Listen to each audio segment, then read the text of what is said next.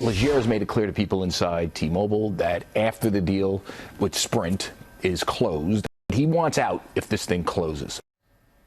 And today, T-Mobile CEO John Legere confirmed what Charlie Gasparino told you right here on the Claman Countdown way back on November 11th, that he, Legere, is leaving the helm of the telecom company. This just a few weeks ahead of the state attorney's general trial against the T-Mobile Sprint merger.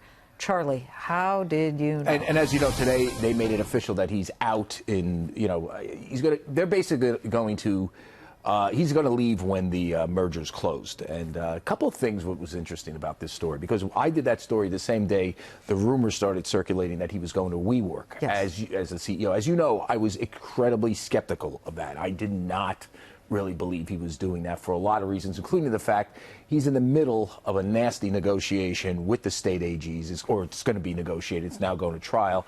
And that the AGs want to break up the merger with Sprint. He obviously doesn't.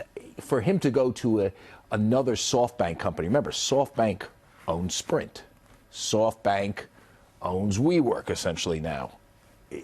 That's a conflict of interest that's insane. Plus, my sources, I can only really nail on that story that they spoke.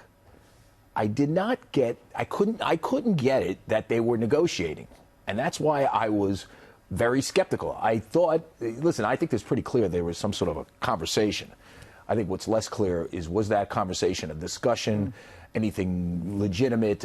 We should point out that Legere said there were no concrete discussions. He said that today.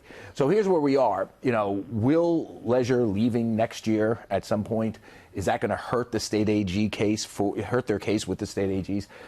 Or T-Mobile's case? I don't think so. I think it basically goes to this guy Sievert. Mike Sievert becomes a CEO. It's literally the same board, the same management team, except for Legere. Legere's going to be on the board, so he's still going to have some technical expertise here. So I don't think that's going to be a problem.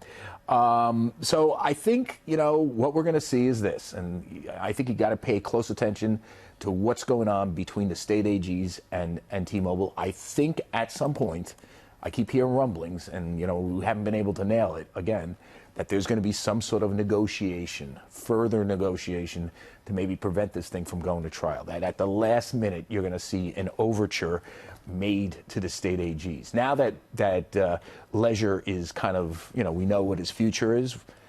We know what the company's management team is going to be going forward.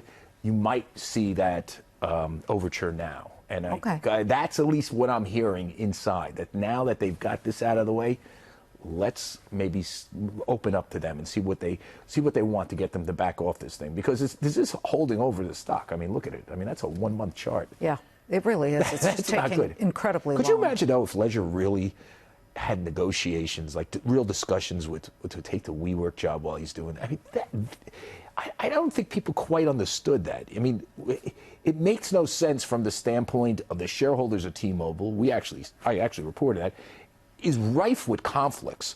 Okay, so, they may have to redo the pricing of the merger, meaning Sprint shareholders, i.e. SoftBank, may get a lower price. That's what a lot of people are talking about.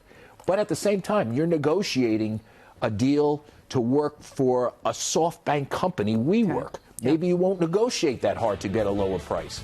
It was just nuts. Charlie Gasparino, thank you very much.